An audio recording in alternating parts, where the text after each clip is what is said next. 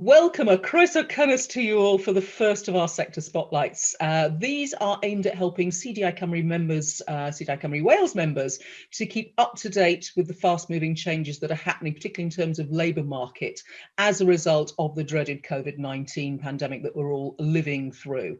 And so what we wanted to do is provide that information to you from experts in the field who are there and dealing with the situation as it unfolds. So we're starting particularly with shutdown sectors because we know that's where there's going to be most demand for knowledge to understand what the possibilities are for clients as they come to you and say, I want to work in any of the shutdown sectors that we know are finding life particularly tough at the moment. So I would say I'm absolutely delighted. I'm personally absolutely delighted to welcome Owain Rhys today from Museums Wales. I wish we were talking in different circumstances, but Owain, a very good morning to you. Would you like to introduce yourself to everyone and tell us a little bit about the work that you do and your role at Museums Wales? Hi, Carolyn. Thanks for the opportunity. My name's Owain. I'm the Head of Engagement and Volunteering at Amgueddfa Cymru, National Museum Wales. So I'm based in normal circumstances at St Fagans. I work very closely with National Museum Cardiff, Big Pit, Caerleon, National Roman Museum, the Waterfront in Swansea, Drefach, which is the Woolen Museum, and the Slate Museum in Llanberis. Well, that really represents all the different histories of Wales, doesn't it? Between wool and slate and all the rest of it. Fantastic. Okay, so I know that museums are going through a hard time, and anybody who's listening and watching this will be going, yeah, we know museums are sort of shutting and starting and stopping and having a real struggle with things. In normal circumstances, what's the sector like? Because we're hoping that we may get back to a normal circumstance at some stage, particularly if a vaccine gets developed. So if you could just share a little bit about what business as usual normally is like in the museum sector, that would be a really good starting point for us to then understand what the changes are and what opportunities there might still be for people. Yeah, so usually the museum sector is a very vibrant place. It is quite an exciting place to be. There's a lot of work happening at the moment in my field, which is engagement and participation.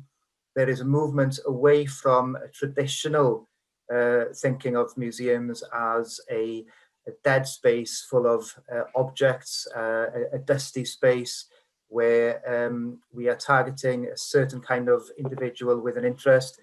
The museum sector as a whole across the UK and across the world is moving more towards a co-produced model of working, and that opens so many doors to a range of different people.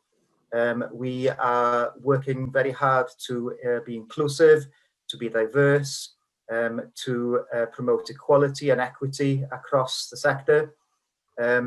So in my role, for example, I liaise with a range of community partners across Wales.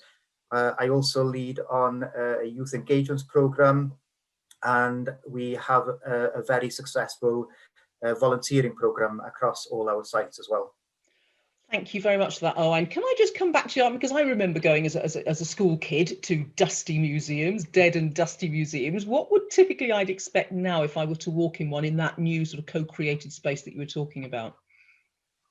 Well, to begin with, that co-created space would be created by young people in the first instance, or by community partners, or by a range of different people. An example I can give is recently we did a contemporary art exhibition, which was curated by people who were supported by the Woolwich. And the Woolwich is a charity who look after people who have experienced homelessness or who are homeless at the time.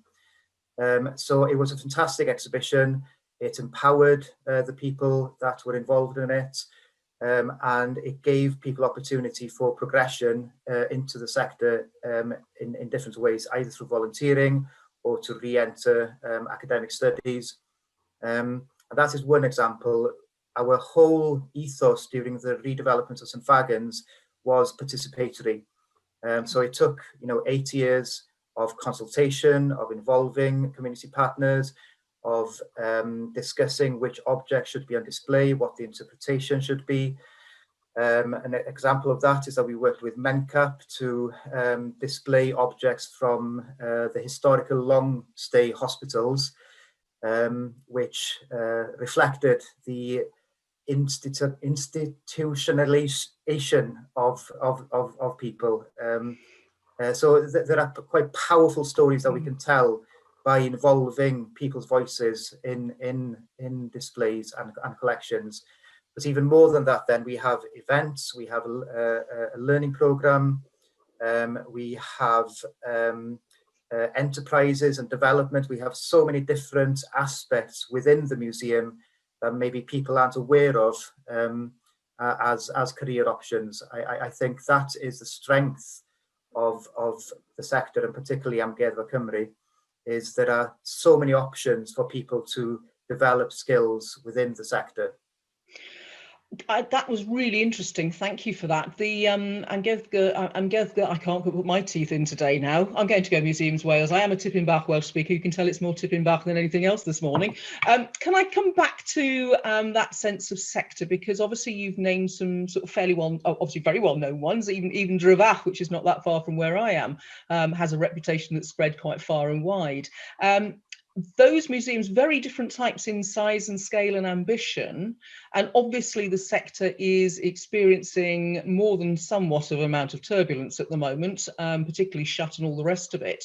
Can you give us an idea of the breadth of types of organisations that there are in the sector normally, and then we'll come on to how the sector is responding as a result of COVID as our next sort of direction in terms of questions. Yeah, the wider sector in Wales is again a very vibrant sector. It's tightly supported by Federation of Museum Galleries Wales. I would estimate there's an approximate number around 80 different museums of different sizes across Wales, and they would employ anything between 2 and maybe 10 people per museum.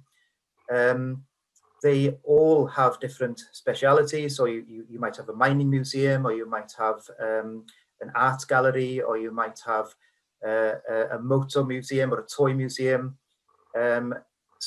So there is again that wide range within Wales. Again, the sector as a whole, as I mentioned before, is moving towards that participation and inclusivity and relevance to local communities, I think. So that is a priority, not only of the national museums, of which Amgueddfa Cymru is one. That is an ethos that permeates across the sector, and especially in Wales. Aspects of what Welsh museums do leads the sector across the UK and sometimes across the world. I think that's really fascinating, isn't it? And if there's one thing we need at the moment, it's people's voices, people's stories, and that sense of connection with community, because that's how we're going to come out of this. That's how we can manage to maintain some sense of sanity on our way through this in terms of our connections locally. So thank you for the indications, and obviously there's some funding challenges behind those organisations. The small ones will be really battling because there'll be donations and grants and so forth, whereas I know that you're in a safer position, if I could put it that way, because you are publicly funded, and that gives you opportunity to try different things, I'm sure. Now, if we move to looking at what the horizon looks like over the next 6 to 12 months, how do you see that unfolding? And obviously all of this comes with a massive caveat in that, you know, last week we didn't have a fire break, this week we're in fire break, so that'll contextualize when we recorded this, folks. This is fire break coming on Friday. How does the next 6 to 12 months look to you at the moment, with your best guesstimates and then the position that you're in terms of talking to public figures and public bodies and stuff? Okay, so if we had this conversation yesterday or last week or a month ago, yes, I would have had quite a clear plan in place. I think what's happened now and what will happen over the next weeks and months is still up in the air. We had a reopening structure in place. Very careful, very tightly regulated, making sure that visitors and staff were safe. Only opening the open air elements where possible, for example, in St Fagans. And the plan was then to review the situation at the end of October and to introduce other reopenings in November. Obviously now that is all back in the box. We are currently looking at restarting a lot of our work during the spring of 2021. And by spring, I mean between January and March, dependent on ongoing situations. We had restarted our volunteering opportunities, starting with the outdoor opportunities at St Fagans and in the waterfront and in the Woolen Museum, and with an intention of reopening the second stage of volunteering, which was going to take place in well-ventilated areas of the museum. That again is now postponed until any future developments and guidance from Welsh Government. In reaction to COVID, like everyone, it was a big shock going into the lockdown originally, but we quickly realigned our work and our program to be online, like many other organisations. So we had events online, we had youth workshops online, we had the discussions with community partners online. We launched a questionnaire around collecting the experiences of people during this lockdown, and that is coming to an end. The closing date is the end of October. And we've had nearly 1,000 responses to that, some of them really emotional and moving. That will go into our archive in St Fagans and inform exhibitions or work that we do further down the line. We have just heard that we won a Kids in Museums award for a family-friendly museum for our Minecraft museum session that we had over the summer. So it has really revolutionised not only us, I think, but the sector, in that we will never go back to the way that we did work before, exclusively concentrating on our sites.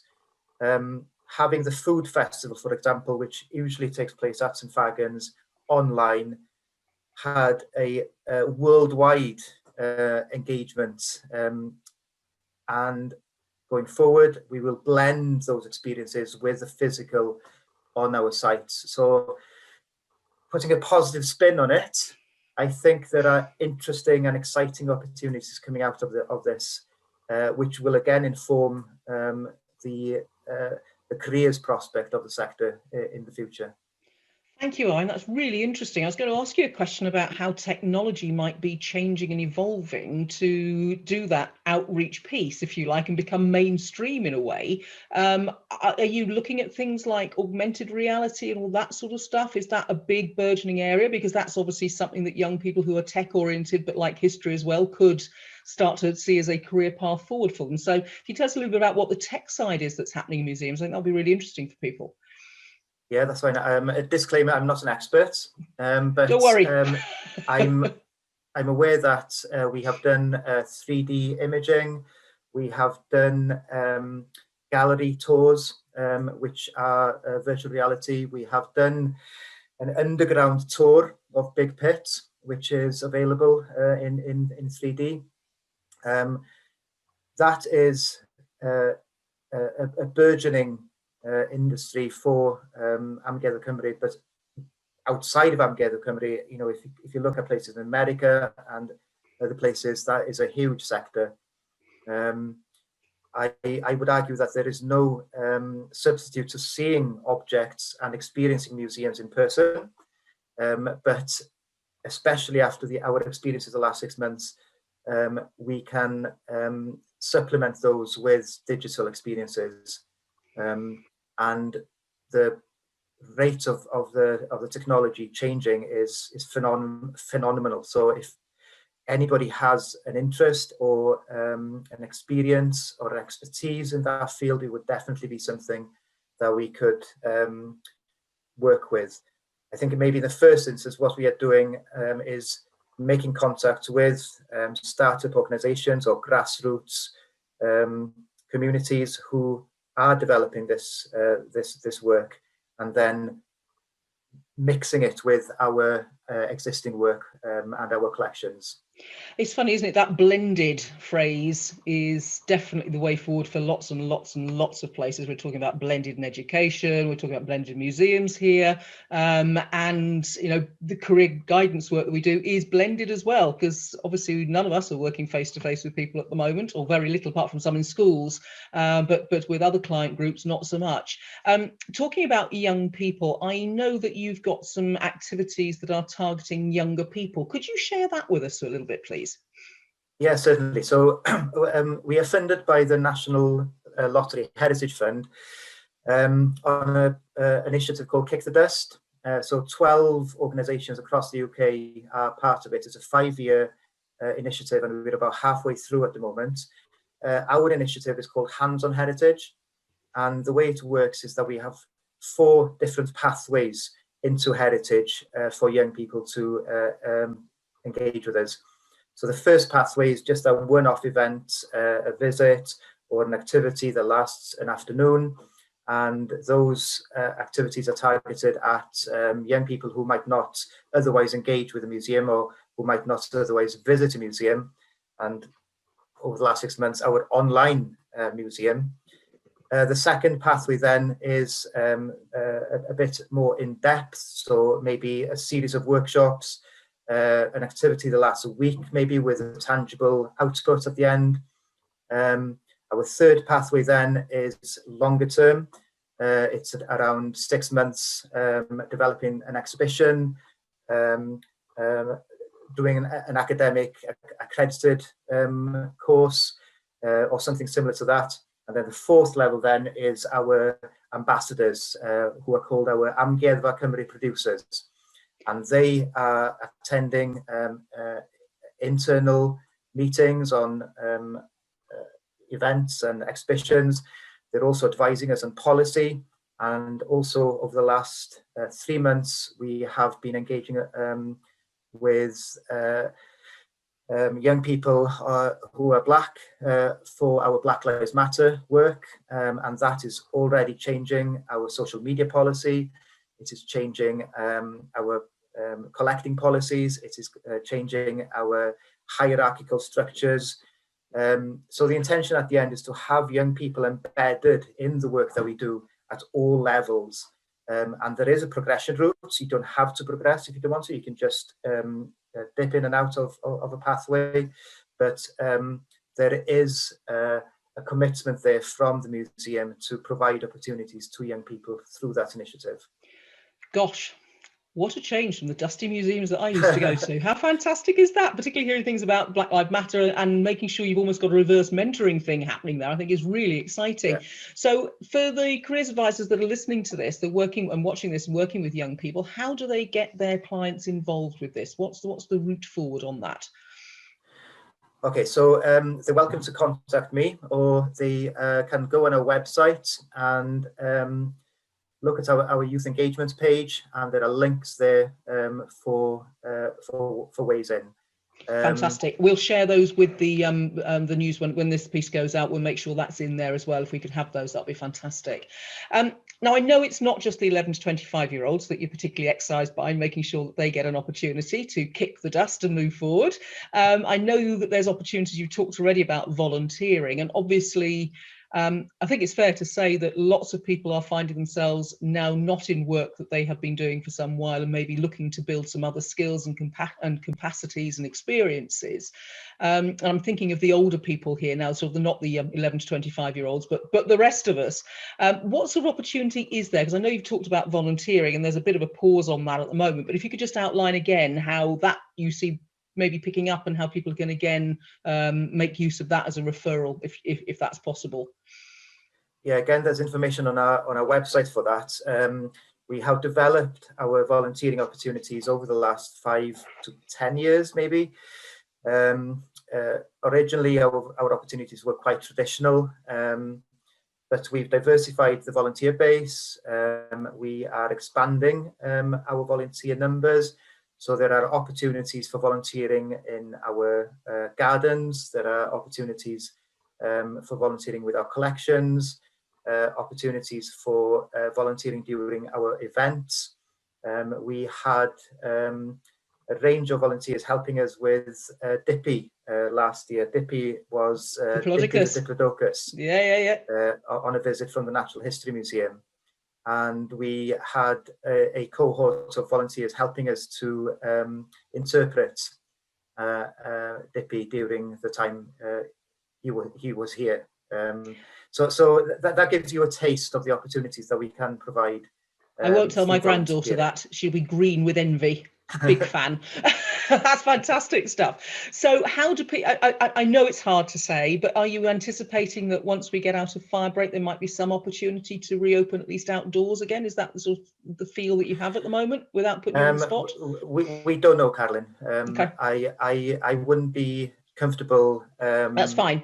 advising that at the moment. But, that's fine. Can people volunteer to support the online work you're doing? Is there any opportunity there that they might be able to develop digital skills at all? Or is that again too early for you? We are not at the moment currently advertising any new volunteer roles. What we can do is, if people are interested, is to contact us, and we can include them on our mailing list. Brilliant. Okay. And then when an opportunity arises, we will then advertise that to the list. Okay, that's lovely. And if I could just put a request in, when you're at the point of reopening and so forth, and it's useful news for our members, drop me a piece and I'll put it into the fortnightly news that goes out, so they can be right up to date and be able to open up doors for clients again. I'm finding this absolutely fascinating. I hope everybody else is. It's certainly given me a different view on museums. I've done the sort of the visit round, but this is just a whole different way of looking at it. It's fantastic. Just finally, as we come towards the end of this session, and I really appreciate the time and generosity of sharing your experiences and insights, Owain, what advice would you give to members working with clients who want to get into museum work, given that we have the context we have? And I'm thinking in terms of sort of attitude, mental mindset, if you like, skills, knowledge and experience. What would be your advice to somebody who's going, I want to get there, but I know I can't yet. What could I be doing in that time instead? Well, again, partly because of the last 6 months, but partly because of the work we're doing with young people and our community engagement work, I think it would be fair to say we are moving away from a traditional route into heritage and museums. Traditionally, that route has been through academia. We have been asking for at least a degree or a post degree. Hopefully in the next 6 months, year, 5 years, 10 years, that will change. We are already changing our recruitment procedure to concentrate on lived experience, and the expertise that young people or older people can bring to museums is maybe more important than any academic qualifications that they have achieved. So anybody who has an interest, just get involved. There are youth forums, there are local history groups, there are local museums, there are online opportunities. The more involved you get, the more experience you get, and that paves the way then to a potential career in the heritage sector. So what I would emphasize, it's not only through academic processes that you can enter the sector. Lived experience and enthusiasm is as important. And I think that's a lovely note, isn't it? That need for enthusiasm and passion in what you do. And I know the work that you've done. I know you've been involved with a project with Creative and Cultural Skills, helping young people who've sadly developed a neat profile, which is the most disingenuous term I've ever come across. But you've been involved actively in helping them come in and do placements and develop careers, and they don't have degrees and so forth. So what's great about it is the totally inclusive nature of what you've been talking about, and that sense that anybody with passion and a lived experience that is that they're keen to share is welcome. It's just fantastic, and a really, I think, a really positive and upbeat note on which to end what is our first sector spotlight in this incredible period that we're living through. But it's nice to see that there are some chinks of light and rays of change that are coming through despite all of that. Owain, thank you hugely for your time today in giving us the insights into what's happening currently in the museum sector. With your permission, I will share your email address and the links from your website when I have those from you, so that everybody can then keep informed and hopefully help develop the staff pipeline that you need to be able to keep helping us all understand the lived experience that we're going through. So on behalf of CDI Cymru, you were going to say something there, weren't you? Go on, say what you were going to say. Thank you very much. It's been a pleasure. Thanks. I was going to say it's been my absolute pleasure. Owain, diolch yn fawr iawn. Thank you very much indeed on behalf of CDI Cymru Wales and our members here. Thank you.